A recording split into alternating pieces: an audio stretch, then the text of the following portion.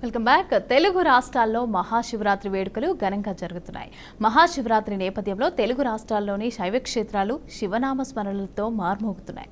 స్వామివారిని దర్శించుకునేందుకు వేకువజామున నుంచే భక్తులంతా కూడా ఆలయాలకు పోటెత్తుతున్నారు. శ్రీకాళహస్తి, శ్రీశైలం, వేములవాడ, కీసర తదితర ఆలయాలకు భక్తులైతే భారీగా తరలివచ్చారు. ఇక మనకు దీనికి సంబంధించి మాట్లాడడానికి శివరాత్రికి సంబంధించి మాట్లాడడానికి మనతో పాటు ప్రముఖ పండితులు సుబ్రహ్మణ్య స్వామి, అదేవిధంగా సుధీర్ శర్మ ఇద్దరు కూడా మనతో పాటు లైవ్లో సిద్ధంగా ఉన్నారు. ముందుగా అందరికీ శివరాత్రి శుభాకాంక్షలు పండితులు గారు, గురువు గారు. ఓకే, సో ముందుగా చెప్పండి, శివరాత్రి విశిష్టత ఏమిటి? అసలు శివరాత్రి ఏ విధంగా చేసుకోవాలంటారు? ముందుగా చెప్పాలి అంటే అందరికీ కూడా మహాశివరాత్రి, శివరాత్రి కాదు, మహాశివరాత్రి. మహాశివరాత్రి అన్నది ఎలా వచ్చింది? ముందుగా ప్రధానంగా అంటే శివరాత్రి అని మామూలుగా అందరూ చేసుకుంటూ ఉంటారు, అలా కాదు. మహాశివరాత్రి అనగా సాక్షాత్తు పరమేశ్వరుడు ఆ యొక్క మహేశ్వరి అంటే మహాకాళి అయినటువంటి మహాకాళిని చేసుకోవడం వల్ల మహాశివరాత్రి అయింది. అది ప్రజలకందరికీ తెలియచేయాలి కదా. మహాశివరాత్రి అనగా ఈ భూమి మీద ఎటువంటి జీవరాశి లేనప్పుడు జన్మించినటువంటి వాడే ప్రకృతి దంపతులు, అలాగే ఆది దంపతులు. ఆది అనగా ఈ భూమి మీద మొదటిగా జన్మించినటువంటి ఆ యొక్క శివ, అలాగే మహాకాళి. అయితే ఇందులో వీరిద్దరిలో కూడా ఈ యొక్క మహాశివరాత్రి అని రావడానికి కారణం ఏమిటంటే వివాహం. ఆ వివాహ తంతే ఈ యొక్క మహాకాళి పరమేశ్వరుడు. అయితే మహాశివుడు అని రావడానికి ముందు కూడా ఆయన బాలశివుడు మాత్రమే, అంటే మామూలు శివుడు. ఈ భూమి మీద జన్మించినటువంటి మహాకాళి ఆ యొక్క పరమేశ్వరుని చూసి తొలిచూపులోనే ఆయనను ఇష్టపడి వివాహం చేసుకోమని ఆయనను అడిగినప్పుడు ఆ యొక్క పరమేశ్వరుడు ఆ మహాకాళిని చూసి భయపడిపోయాడు. అంటే మహాకాళి, మహా అంటే భూమికి ఆకాశానికి మిన్నంటి ఉన్నటువంటి అత్యంత భయంకరమైనటువంటి రూపధారిణి, వేషధారిణి. అంటే ఆమె యొక్క రూపాన్ని చూడలేదు, అత్యంత భయంకరమైనటువంటి రూపం. కలలో కనిపించినా కానీ భయపడేటువంటి రూపం అన్నమాట. అంత భయంకరమైనటువంటి రూపాన్ని ఆమెను చూసి ఆయనే భయపడ్డాడు. శివుడు చూసి భయపడి, నేను వివాహం చేసుకోలేను, నీ యొక్క రూపాన్ని నేను చూడలేకున్నాను, తట్టుకోలేను, నేను వివాహం చేసుకోను అంటే ఆ మహాకాళికి కోపం వచ్చి ఆయనను ఎడమ కాళ్ళతో తన్ని కింద పడేసి మహాశూలం తీసుకొని ఆయనను సంహరించబోయినప్పుడు ఆయన భయపడిపోయి, ఆగు, నేను వివాహం చేసుకుంటాను, నన్ను వదిలిపెట్టు అని చెప్పి ఆ మహాకాళికి ఆ యొక్క పరమేశ్వరుడు చెప్పితే అప్పుడు వివాహం చేసుకుంటానన్నాడు. కాబట్టి ఆమె సంతోషించి ఆయనను చంపేటువంటి ఆమె ఆగిపోయి ఆయనను వివాహం చేసుకుంటావా అని అడిగింది. చేసుకుంటాను అని చెప్పి అన్నాడు. అయితే నాకు కొన్ని కోరికలు ఉన్నాయి, ఆ కోరికల్ని మీరు తీరుస్తానంటే నేను వివాహం చేసుకుంటాను అన్నాడు. అప్పుడు నీ కోరిక ఏమిటో చెప్పండి, తీరుస్తాను అని చెప్పి ఆ యొక్క మహాకాళి అనగానే పరమేశ్వరుడు నీ యొక్క రుద్ర నేత్రం, అంటే అప్పటికి శివుడికి 3 కన్నులు లేవన్నమాట, 2 కన్నులు మాత్రమే. ఆ యొక్క మహాకాళికి త్రినేత్రధారిణి. ఆ 3వ కన్ను నుదిటినున్నటువంటి ఆ 3వ కన్నుని ఆయన అడగగానే మొదటి కట్న కానుకల కింద ఆమె శరీర భాగంలో ఉన్నటువంటి త్రినేత్రాన్ని ఆ మహాకాళి తీసి పరమేశ్వరుడికి ఇచ్చినప్పుడు ఆ యొక్క కన్ను ఆయన ఎప్పుడైతే స్వీకరించాడో అప్పుడు త్రినేత్రుడు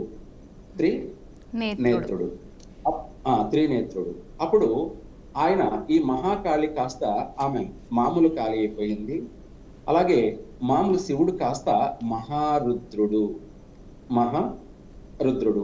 మనం ప్రతిదానికి మహా అంటాం కదా. మహా అంటే మహాశివరాత్రి రావడానికి కారణం ఇదంతా కూడాను. అలాగే అప్పుడు పరమేశ్వరుడు కాస్త, శివుడు కాస్త మహారుద్రుడైపోయాడు. అలాగే జటాజూటదారుడు, మహారుద్రుడు, ఇవన్నీ కూడా మనం లఘువుగా చెప్పుకుంటున్నాము. ప్రతి విషయం చెప్పడానికి మనకు సమయం సరిపోదు కాబట్టి. హ్మ్. అలాగే ఆ మహారుద్రుడు కాస్త ఆయన ఈ మహాకాళి మామూలు కాళి అయిపోయింది. భూమికి ఆకాశానికి మిన్నటువంటి భయంకరమైన రూపం, అత్యంత భయంకరమైనటువంటి వాడు మహారుద్రుడు అని అక్కడ మొదటిసారిగా ఆయనకు మహా అంటే చెప్పలేనంత గొప్పవాడు. భూమి మీద జన్మించినటువంటి మొట్టమొదటి స్త్రీ పురుషులు ఎవరైనా ఉన్నారు అంటే అది పార్వతీ పరమేశ్వరులు. అప్పుడు ఆయన ఆ వివాహ విషయంలో మనం చెప్పుకుంటున్నాం కదా. ఇప్పుడు వివాహం అనేది శివరాత్రి కళ్యాణము. అయితే ఆ యొక్క పరమేశ్వరుడు ఇంకా మిగతా కొన్ని కోరికలు ఉన్నాయి కదా. వాటిల్లో ఆమె త్రిశూలము, ఆమె యొక్క సర్పాలు అంటే వాసుకి సర్పం కావచ్చు, ఆమె కంకణాలు, చేతి కంకణాలు, కాళ్ళ గజ్జలు, ఇవన్నీ మలతాడు, ఆమె కూడా యజ్ఞోపవీతము, అలాగే అన్ని కూడాను సర్పావే ఆమెకు ఆభరణాలు. వాటినే నాగాభరణాలు అంటారు. హ్మ్. ఇప్పుడు మనం ధరిస్తున్నటువంటి ఆభరణాలన్నీ కూడాను ఆ యొక్క మహాశివుడు కానీ అలాగే మహాకాళి కానీ ధరించినటువంటి వస్తువులే, ఆ సర్పాలే, నాగాభరణాలే. ఇప్పుడు మనం ధరించేటువంటి కాళ్ళ పట్టీలు కానీ, మాంగల్య ధారం కానీ, గాజులు కానీ అన్ని కూడాను అవన్నీ నాగాభరణాలే. హ్మ్. అలా అవన్నీ కూడా స్వీకరించేశాడు. తర్వాత నెక్స్ట్ కోరిక ఏమిటి అంటే, నిన్ను ఈ రూపంలో వివాహం చేసుకోలేను, నువ్వు ఒక అందమైనటువంటి సుందరిగా జన్మించినట్లయితే నేను వివాహం చేసుకుంటాను అని చెప్పి ఆయన చెప్పడంతో ఆ తర్వాత ఆమె అక్కడ అంతరార్థమైపోయి తదుపరి మళ్ళీ జన్మలో దక్షునికి కూతురిగా జన్మించిందనమాట. దక్షునికి కూతురిగా అనగా సతీదేవి అనే పేరుతో నామధేయంతో జన్మించింది. అది రెండో జన్మ. హ్మ్. అలాగే దక్షుని కూతురు కాబట్టి దాక్షాయిని అనే ఒక నామకరణంతో తండ్రికి ఇష్టమైన కూతురు కాబట్టి, అంటే ఆయనకు అందరూ కూతుర్లు ఎంతో మంది ఉన్నారు. హ్మ్. మనం వాడుతున్న ఇప్పుడు తిథులు, పాడ్యమి, విధియ, తదియ, చవితి, ఇవన్నీ తిథులు కానీ, కరణాలు కానీ, యోగాలు కానీ, నక్షత్రాలు, 27 నక్షత్రాలు. నక్షత్రాలు అంతరిక్షంలో ఎన్నో ఉంటాయి, కోట్లు. కానీ 27 నక్షత్రాలు కానీ, అందులో చివరిగా జన్మించినటువంటి స్త్రీ ఎవరన్నా ఉన్నారంటే దాక్షాయిని. ఆమె జన్మించి మళ్ళీ ఆయనను ఇష్టపడి వివాహం చేసుకునింది. అక్కడ దక్షుడు ఒప్పుకోకపోవడం వల్ల అక్కడ మళ్ళీ ఆమె సతీ సగమనం జరగాల్సి వచ్చింది. అంటే దక్ష యజ్ఞంలో ఆమె ఆత్మార్పణం చేసుకోవాల్సి వచ్చింది. ఆ తదుపరి ఆత్మార్పణం తర్వాత ఆమె మరలా పర్వతరాజుగా పార్వతీదేవిగా జన్మించింది. హ్మ్. ఆ తర్వాత ఆమె దేవిగా జన్మించి ఆయనను ఇష్టపడి మళ్ళీ మూడో జన్మలో శివ దీక్ష అని తపస్సు చేసి ఆ శివ దీక్ష అనే పంచాక్షరి మొదటి మంత్రం ఆమె ఓం నమ శివాయ అనే పంచాక్షరి మంత్రాన్ని అమ్మవారి మొదటిసారిగా వెలువడినటువంటి మంత్ర జపం. ఆ యొక్క మంత్ర దీక్ష తపస్సు చేసి ఆమె ఆ యొక్క పార్వతీదేవిని వివాహం ఆడడం జరిగింది. ఆ రోజు వివాహం ఆడిన దాన్ని మనకు మహాశివరాత్రి పర్వదినంగా ఆ యొక్క రాత్రి అంతా కూడా పార్వతీ పరమేశ్వరుల యొక్క వివాహము, కళ్యాణము, అలాగే వాళ్ళ యొక్క సంగమ కలయిక, ఇవన్నీ కూడా కార్యక్రమాలన్నింటినీ కూడా మనం శివరాత్రి రోజు కళ్యాణం జరుపుకుంటాము.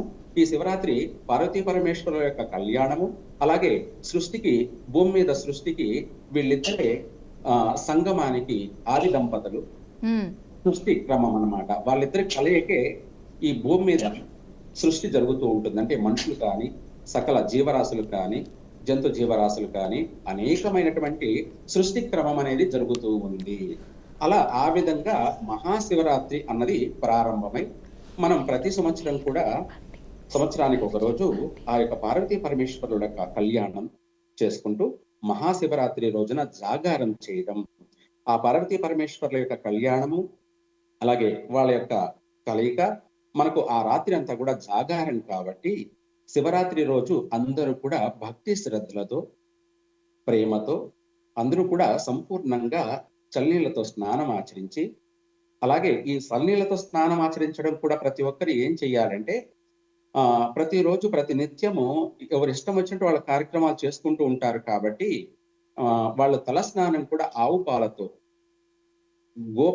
గో యొక్క నుంచి వచ్చినటువంటి, అంటే మామూలుగా బర్రె పాలు అలా కాకుండా గోపాలు తీసుకొని పచ్చి పాలు కాంచకుండా శివరాత్రి రోజు సూర్యోదయం ముందే ఆ పచ్చి పాలతోటి స్నానం చేసుకొని తర్వాత చన్నీళ్ళ స్నానం చేసి ఆ రోజంతా కూడా వాళ్ళు అంటే భోంచేయకుండా పాలను మాత్రమే స్వీకరిస్తూ, నీళ్లు పాలను మాత్రమే స్వీకరిస్తూ ఈ యొక్క పంచాక్షరి మంత్రాన్ని జపిస్తూ ఓం నమః శివాయ అని పంచాక్షరి మంత్రాన్ని జపించడం అంటే సాక్షాత్తు అమ్మవారే ఈ మంత్రాన్ని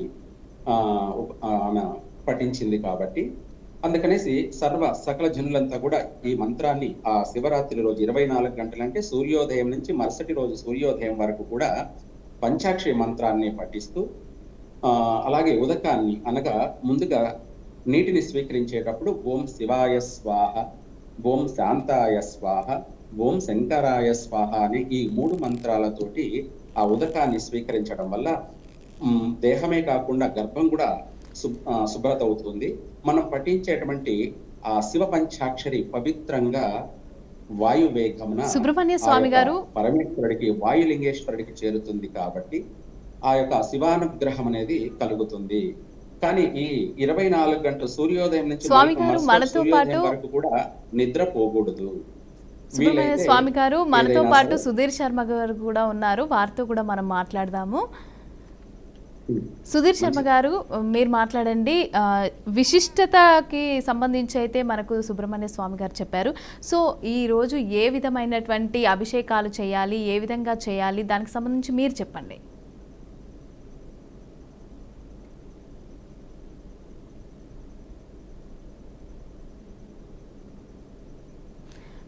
మీ వాయిస్ మ్యూట్లో ఉన్నట్టుందండి.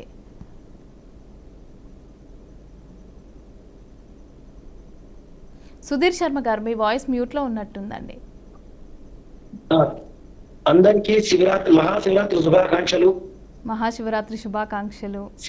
శివరాత్రి మహాశివరాత్రి అనేటువంటి విషయానికి వస్తే చాలా రకాల కథలు నానుడిలో ఉన్నాయి. లింగోద్భవ కాలం జరిగినటువంటి రోజునే మహాశివరాత్రి అని, అలాగే ఇందా గురువు గారు చెప్పినట్టుగా పార్వతీ అమ్మవారిని పరమేశ్వరుడు కళ్యాణం చేసుకున్నటువంటి రోజునే మహాశివరాత్రి అని, బ్రహ్మ విష్ణువుకి యుద్ధం జరుగుతున్నటువంటి సమయంలో వారి యుద్ధానికి ప్రపంచమంతా కూడా తాళలేక తట్టుకోలేక బాధపడుతున్నటువంటి సమయంలో మునులు, ఋషులు, మానవులు అందరూ కూడా పరమేశ్వరుని ప్రార్థిస్తే పరమేశ్వరుడు మాఘ బహుళ త్రయోదశి చతుర్దశి కలిగినటువంటి రోజున అర్ధరాత్రి 12 గంటలకు ఆ పాతాళ లభస్థలం అని అగ్నిస్తంభ రూపంలో బ్రహ్మ విష్ణువుకి యుద్ధం జరుగుతున్నటువంటి మధ్యప్రదేశంలో వెలయగా ఆ బ్రహ్మ విష్ణువు మేమంటే మేము గొప్ప అని చెప్పి పోటీ పడుతున్నటువంటి సమయంలో ఆ యొక్క మహాశివుడు నా మొదలు నా చివర ఎవరు చూస్తారో వాళ్ళు ఈ యుద్ధంలో గెలిచినట్టుగా ప్రకటిస్తాను అని చెప్పిన తర్వాత పరమేశ్వరుడు చెప్పిన ఆ విషయాన్ని గమనించిన బ్రహ్మ విష్ణువు ఇద్దరు కూడాను విష్ణుమూర్తి స్వామి వారి పాదభాగాన్ని చూద్దామని చెప్పి ప్రయాణం ప్రారంభించారు. అలాగే బ్రహ్మదేవుడు స్వామి వారి ముఖ భాగాన్ని చూద్దామని చెప్పి ప్రయాణం ప్రారంభించారు. ఆ మహావిష్ణువు పాతాళ లోకానికి వెళ్తున్నారు. ఎంత దూరం వెళ్ళినా ఆయన మొదలు ఎక్కడో ఆయన కనబట్టలేదు. ఈ బ్రహ్మదేవుడు ముఖరూపం చూద్దామని చెప్పి ఆకాశ మార్గంలో ప్రయాణం చేస్తుంటే ఆయనకి ఎంతసేపు ప్రయాణం చేసినా కూడా విసుగుపుడుతుంది. ఆయన ముఖరూపం ఎక్కడ చివర ఉన్నది అనేటువంటిది కూడా తెలియని పరిస్థితుల్లో పైనుంచి ఒక మొగల పువ్వు రాలుతుంది. దాన్ని చూశారు. ఎక్కడి నుంచి వస్తున్నావయ్యా? నేను పరమేశ్వరుడి శిరస్ భాగంలో ఎవరో ఒక భక్తుడు పెడితే అక్కడి నుంచి కిందకి జారుతున్నాను అని చెప్పి చెప్పగా ఆ మొగలి పువ్వు ఈ విధంగా చెప్పిన తర్వాత బ్రహ్మదేవుడు నేను విష్ణుమూర్తి ఇద్దరం పోటీ పడ్డాం. ఆయన ముఖ భాగాన్ని ఒకడు చూస్తాం, మొదటి భాగాన్ని ఒకడు చూస్తామని చెప్పి, కాబట్టి నేను ఆయన ముఖ భాగాన్ని చూడలేకపోతున్నాను. ఎంత దూరం ప్రయాణం చేసినా కూడాను అంత్యము ఆది అనేటువంటిది ఆది మధ్యాంతరహితుడైనటువంటి ఈశ్వరుని ఎక్కడ నేను కనుక్కోలేకపోతున్నాను. కాబట్టి ఆయన ముఖ భాగాన్ని నేను చూశాను అని చెప్పి నువ్వు నాకు సాక్ష్యం చెప్పు అని చెప్పి అడిగారట మొగలి పువ్వుని. మొగలి పువ్వు సరే అంది. కొంచెం దూరం ప్రయాణం చేసిన తర్వాత ఒక సాక్ష్యం చెల్లదు, రెండో సాక్ష్యం కూడా కావాలి. కాబట్టి కామధేనువు గోమాత అటువైపు వస్తూ ఉంటే కామధేవుని అడిగారట బ్రహ్మగారు, నువ్వు కూడా చెప్పాలి, నేను శివుడి ముఖభాగాన్ని చూసినట్టుగా సాక్ష్యం చెప్పాలి అన్నట్ట. సరే అని చెప్పి బ్రహ్మదేవుడు అడిగాడు కదా, చేసేదేమిటని చెప్పి ఆ మొగలి పువ్వు, కామధేనువు, బ్రహ్మ ఈశ్వరుడి దగ్గరకు వచ్చారు. విష్ణుమూర్తి ఓడిపోయి ఈశ్వరుడి దగ్గరకు వచ్చాడు. అయ్యా నేను ఓడిపోయాను, మీ పాదభాగాన్ని చూడలేకపోయాను, కాబట్టి నన్ను క్షమించండి అని చెప్పారుట. అందులో బ్రహ్మ మాత్రం నేను నీ ముఖ భాగాన్ని చూశాను, కావాలంటే మొగలి పువ్వుని సాక్ష్యం అడగండి అన్నారట. మొగలి పువ్వు అంతడా చూశాడు బ్రహ్మదేవుడు చూశాడు మీ ముఖ భాగాన్ని అని చెప్పి అబద్ధం చెప్పింది మొగలి పువ్వు. అంతడా కామదేవుని అడిగారు, మరి చూశారా బ్రహ్మ అంటే, గోమాత ముఖంతో అవునని తోకతో కాదు అని చెప్పి సమాధానం చెప్పింది. అన్నీ తెలిసినటువంటి పరమేశ్వరుడు బ్రహ్మదేవుడి, అయ్యా బ్రహ్మవి సృష్టికర్తవి, నువ్వే అబద్ధాలు చెప్తే ఎలా, కాబట్టి నీకు భూలోకంలో ఎక్కడ దేవాలయాలు ఉండవు గాక అని చెప్పి శపించారుట ఆ యొక్క మహా శివుడు. అంతటా మొగలి పువ్వును చూశారు, అరే నువ్వు కూడా అబద్ధం చెబుతావా అని చెప్పి నిన్ను ఎవరు ఏ దేవతా పూజ కూడా వాడరు అని చెప్పి శపించారట మొగలి పువ్వుని. అందులో మొగలి పువ్వు, అయ్యా ఇంత సుగంధ పరిమళాలతో పుట్టాను, నువ్వు ఇచ్చినటువంటి జన్మే నేను ఎవరికి సార్థకత లేకపోతే ఆ జన్మకి ఎక్కడ పరమార్థం ఉంటుందని చెప్పి అడుగుతూ ఉంటే, ఎవరైతే మహాశివరాత్రి రోజున నాకు పూజ చేయడానికి పందిరి వేస్తారో ఆ పందిరి మొదటి భాగంలోనూ ఉంటావు, అదే నీకు ఆనందదాయకంగా ఉంటుంది, జన్మకి చరితార్థం పొందుతావు అని చెప్పి వరాన్ని ఇచ్చారుట ఆ పరమేశ్వరుడు. అందులో కామధేనువు చూశారు, అరే నువ్వు ముఖ భాగంతో కాదు అని చెప్పి అవునని చెప్పావు, తోక భాగంతో కాదు అని చెప్పావు, కాబట్టి నిన్నందరూ కూడాను నీ పృష్ఠ భాగాన్ని తోక భాగాన్నే పూజిస్తారు అని చెప్పి పరమేశ్వరుడు కామధేనువు చెప్పారుట. ఆ అర్ధరాత్రి 12 గంటలకు అగ్నిస్తంభ రూపంలో పరమేశ్వరుడు ప్రపంచంలో మొట్టమొదటిసారిగా అరుణాచలంలో అగ్నిస్తంభ రూపంలో పరమేశ్వరుడు లింగ రూపంలో ఉద్భవించారుట. దాన్నే లింగోద్భవ కాలం అంటాం. అర్ధరాత్రి 12 గంటలకి జరిగింది. అందుకనే మనం చూడండి, అరుణాచలంలో ఉండేటువంటి లింగాన్ని కూడా అగ్నిలింగం అంటాం. ఆ తదుపరి మిగిలిన పంచభూత లింగాలు, వాయులింగం, జలలింగం, పృథ్వీలింగం, ఆకాశలింగం, ఇలా పంచభూత లింగాలు, జ్యోతిర్లింగాలు, ఆ తదుపరి పంచారామాలు, ఇలా విశిష్టమైనటువంటి దేవాలయాలన్నీ కూడాను మన భూమి మీద రావడం అనేది జరిగింది. మొట్టమొదటిగా అరుణాచలంలో మాత్రమే పరమేశ్వరుడు లింగ రూపంలో, అగ్నిస్తంభ రూపంలో, ఇప్పటికి కూడా మనం దేవాలయం ముందు నిలిచి ఉంటే లోపల నుంచి వేడి గాలులు వస్తూ ఉంటాయి మనకి ఆ స్వామివారి దగ్గర నుంచి. ఎక్కడ మన శ్రీకాళహస్తిలో కనుక స్వామివారి శివలింగంలోంచి గాలి వస్తూ ఉంటే దీపం ఎలా తొణికిసలాడుతూ ఉంటుందో, అలాగే అగ్నిలింగం నుంచి అగ్ని తత్వం కూడా మనకి బయటికి వస్తుంటుంది. కాబట్టి అర్ధరాత్రి పూట ఏ రోజునైతే లింగోద్భవ కాలం జరిగిందో దాన్నే మహాశివరాత్రి అని చెప్పుకోవడం కూడా జరుగుతూ ఉంది. ఈ మహాశివరాత్రి రోజున ఎవరైతే సూర్యోదయానికి ముందుగా నిద్రలేచి స్నాన సంధ్యావందనాలు అనుష్ఠానం చేసుకొని పరమేశ్వరుణ్ణి మృత్తికాలింగం అంటారండి, అంటే పార్థివలింగం అంటాం. మట్టితో శివలింగం తయారు చేసి దాంట్లో కొద్దిగా పసుపు, కుంకుమ, విభూది, పాలు, పెరుగు, నెయ్యి, తేనె, పంచామృతాలు అన్ని కూడా కొద్దిగా చేసి ఎవరైతే మట్టితో శివలింగం తయారు చేసి పరమేశ్వరుడు నెత్తిన కొద్దిగా నీళ్లు పోసి హరహర మహాదేవ శంభో శంకర అని చెప్పి పిలుస్తూ ఉంటారో, బోళా శంకరుడు అని చెప్పి చూస్తూ ఉంటాం.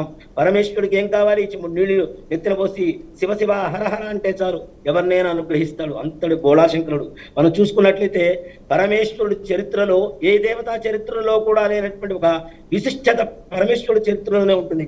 ప్రతి ఒక్క రాక్షసుడికి అందరికీ వరాలిచ్చి ఆయన నెత్తిన ఆయనే చేయబెట్టుకునేటువంటి పరిస్థితి వరకు తెచ్చుకున్నటువంటి అతి బోళా శంకరుడు ఎవరు అంటే ఆ పరమేశ్వరుడే. అలాంటిది ఓం నమః శివాయ అనేటువంటి పంచభూతాలకి సంబంధించినటువంటి ఈ పంచాక్షరి మంత్రాన్ని ఎవరైతే జపం చేస్తారో, ఎవరైతే శివరాత్రి రోజున ముఖ్యంగా జాగరణ చేస్తారో, ఎవరైతే ఉపవాసం ఉంటారో వారికి పరమేశ్వరుడు అనుగ్రహం కూడా కలుగుతుంది. ఈ ఉపవాసం చేయడానికి, జాగరణ చేయడానికి కూడా చిన్న కథ కూడా ఉంది శివపురాణంలో. ఒక వేటగాడు ఒక పొద్దున్నే లేచి శివరాత్రి రోజున ఒక వేటాడదాం పావురాని అని చెప్పి వెంటాడుతూ ఉంటే ఈ పావురమేమో భయంతో ఒక చెట్టు తొర్రలో దాక్కుని ఉంది. ఆ చెట్టు తొర్రలో ఒక ఆడపావురం ముందుగానే ఉంది. వేటగాడికి ఒక ధర్మం ఉంటుంది, జంటగా ఉన్నటువంటి పక్షులు ఎక్కడా కూడా వేటాడకూడదు అనేటువంటి ధర్మం ఉంది. కాబట్టి అది ఎప్పుడు బయటకు వస్తుంది, నేను ఎప్పుడు వేటాడాలి అని చెప్పి పట్టుదలతో ఆకలి వేస్తున్నా సరే ఆ చెట్టు ఎదురుగానే నిల్చొని ఉన్నాడు. అంతటా ఆ పక్షి మాత్రం నేను బయటకు వస్తే వేటగాడు నన్ను వేటాడేస్తాడు, నాకు మరణం పొందుతాను అనే భయంతో, ప్రాణ భయంతో ఆ చెట్టు తొర్రలోనే ఆ పావురం కూడా దాక్కొని ఉంది ఆడపావురంతో. అంతటా ఉదయం నుంచి మధ్యాహ్నం అయింది, మధ్యాహ్నం నుంచి సాయంత్రం అయింది, సాయంత్రం నుంచి రాత్రి అయింది, రాత్రి నుంచి తెల్లవారింది, తెల్లవారిన తర్వాత పోయేవాడికి విసుగు పుట్టేసి ఇంటికి వెళ్ళిపోయాడు. ఆ పావురమేమో ప్రాణభయంతో నిద్రపోలేదు, ఏమీ తినలేదు.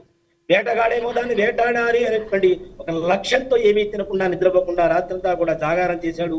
ఆ రోజంతా ఉపవాసం చేసిన కారణం చేత వారిద్దరికి కూడా మరణానంతరం కైలాసం నుంచి దూతలు వచ్చారు వారిద్దరిని తీసుకెళ్ళడానికి.